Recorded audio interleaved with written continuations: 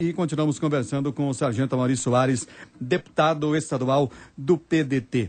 O senhor é da área policial. Sim. Como avalia esses ataques que ocorreram semana passada em Florianópolis? Problemas dentro do presídio, fora do presídio. Enfim, tem muitas questões aí envolvidas, dá para avaliar por muitos ângulos tudo isso, né? O que o senhor pode dizer ao nosso ouvinte? Sim, muitos anos, muito a ser dito a respeito disso, né? Mas registrar inicialmente que são mais de 20 anos de degradação dos serviços públicos essenciais, em todas as áreas, né? Especialmente nas áreas de assistência, de atenção básica, né? De educação, de saúde, de assistência social, assistência técnica aos pequenos agricultores, uma lógica que de interesse apenas aos monopólios, né? Que foi jogando muita gente para a periferia das grandes cidades, né? E ao mesmo tempo o enfraquecimento das instituições de segurança, né? Ao mesmo tempo que enfraqueceu os serviços públicos em geral a ser oferecido à sociedade, isso também aconteceu com as instituições de segurança. E a marginalidade está percebendo isso. Que lá no bairro popular pode ficar sentado uma manhã inteira ou uma tarde inteira na frente de um estabelecimento comercial, na calçada, e possivelmente não vai passar nenhuma viatura, né? Não vai passar nenhum policial, né? Isso indica que pode tranquilamente entrar em qualquer estabelecimento e praticar um roubo, um assalto à mão armada, né? Então, isso foi gerando essa confiança, esse excesso de confiança por parte dos bandidos. Droga pode distribuir na rua em qualquer lugar, porque o que tem de mais provável no mundo é aparecer uma guarnição da polícia militar, da polícia ostensiva ou qualquer instituição de segurança. Paralelo a isso, o sistema prisional foi sendo inchado, né? Nós temos hoje 10 mil vagas para 17 mil presos, né? Então, tem 7 mil sobrando, né? Tem crescido em quantidade de vagas, etc., mas o número de presos tem crescido ainda mais, por conta dessa ausência de política pública, dessa ausência da presença do Estado lá na base, lá onde interessa a população. Enfim, para deixar bem claro uma questão, os marginais querem determinar a regra do jogo, lá dentro do presídio e lá na sociedade. Lá na sociedade não perturbem o nosso comércio de drogas, né? Aqui dentro do presídio deixe a gente viver em paz, de preferência com regalias, né? Essa é a lógica. Daí o endurecimento da relação...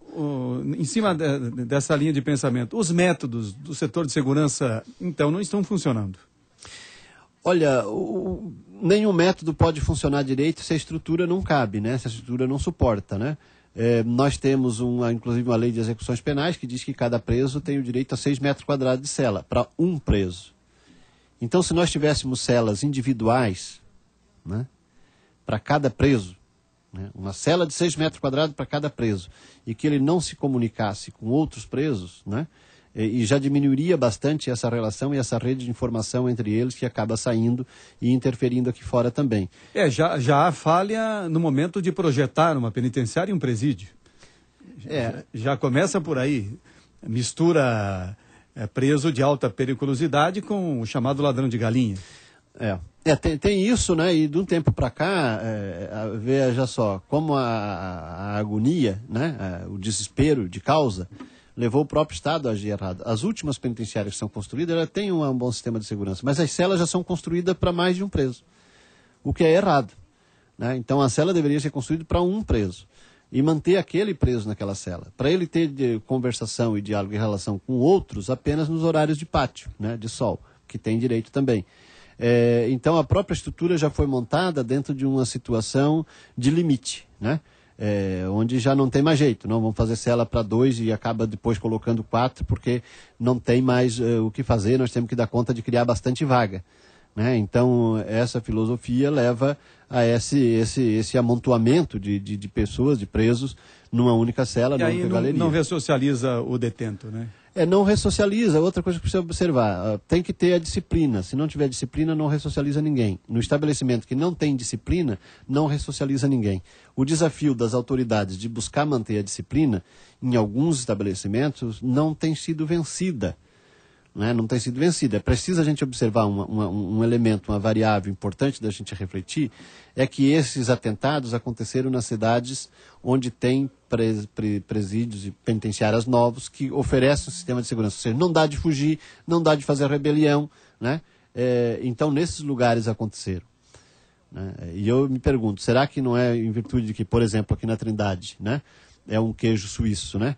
Entra de tudo, entra a cavalo, entra de carro de mão, entra a pé, entra Quem se e sente sai. incomodado sai. Entra e sai. Então ali fica um monte de presos. Aqueles de maior periculosidade vão justamente para essas penitenciárias que têm maior segurança, como São Pedro de Alcântara, aqui na região da Grande Florianópolis. E lá acontece o problema.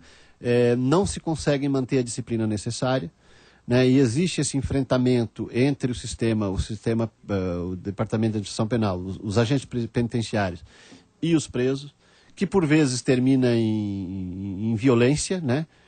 A violência limite, do tipo os presos mandarem matar, né, um agente penitenciário, que é a esposa do diretor. É evidente que é uma situação de violência extremada, né?